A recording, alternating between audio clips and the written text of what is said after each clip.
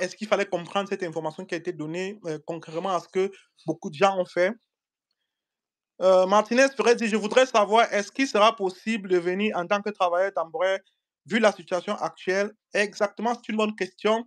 On va déjà y répondre. Les gars, laissez des likes, s'il vous plaît, des likes, des likes. Je veux des likes. Il n'y a que 4 likes pour le moment, alors qu'on est plus de 15 connectés déjà.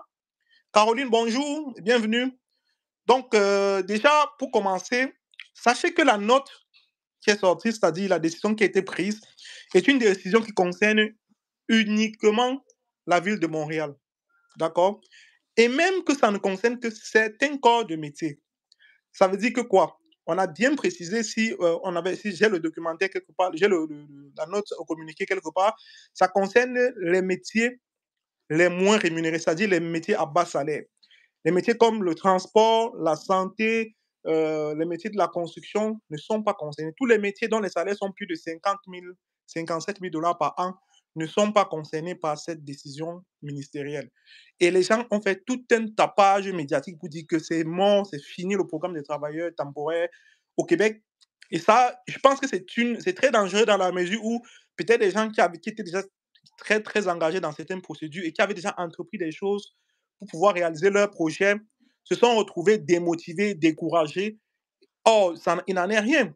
Le Québec, c'est une très, très grande région au Canada qui, est, qui a plusieurs villes et on sort une autre qui ne concerne que la ville de Montréal et qui concerne que certains corps de métier, c'est-à-dire on vous dit Montréal, on ne veut plus les gens, on veut plus les gens qui viennent faire les petits travaux dans la ville de Montréal. On n'a pas dit au Québec, on a dit dans la ville de Montréal.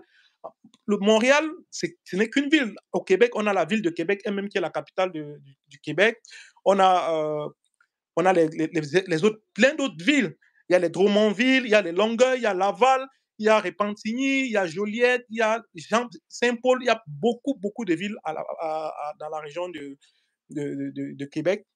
Montréal ne représente qu'un petit pourcentage de la région du Québec. Et justement, même, pour ceux qui ne savaient pas la manœuvre, cette note, en fait, ce communiqué du gouvernement a pour but, justement, de faire en sorte que les gens ne viennent plus seulement s'installer à Montréal. Parce qu'il faut comprendre aussi que Montréal est une des principales portes d'entrée au Canada et dans la région du Québec. La plupart des gens qui arrivent au Québec atterrissent à Montréal et ils ont tendance à vouloir s'y installer. Ce qui crée un vide dans les autres villes de la province. C'est-à-dire, à Montréal, on a beaucoup de gens, mais dans les autres villes, on manque de main-d'œuvre. Il n'y a personne parce que tout le monde vient s'asseoir à Montréal. Dans les autres villes qui sont éloignées de Montréal, qui sont un peu en périphérie, dans les zones rurales, c'est encore plus grave. Il n'y a personne là-bas.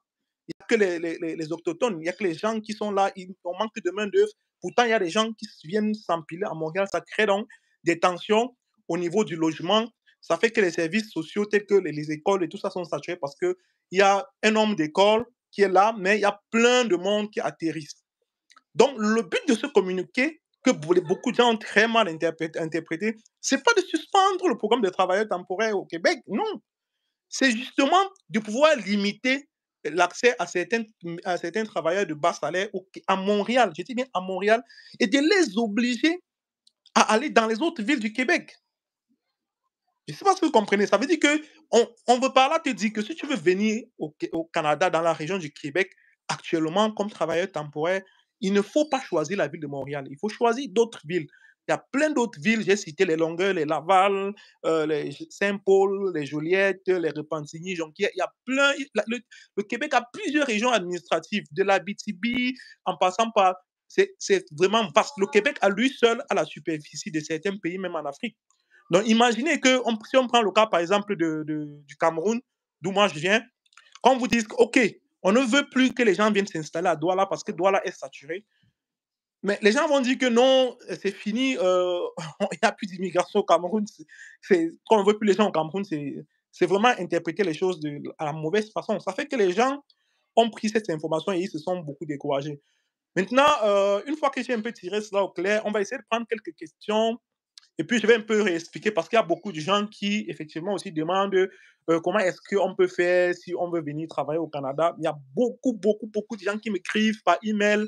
En passant, l'email, je pense que vous avez tous l'email de la chaîne, c'est contact@gocanada.com.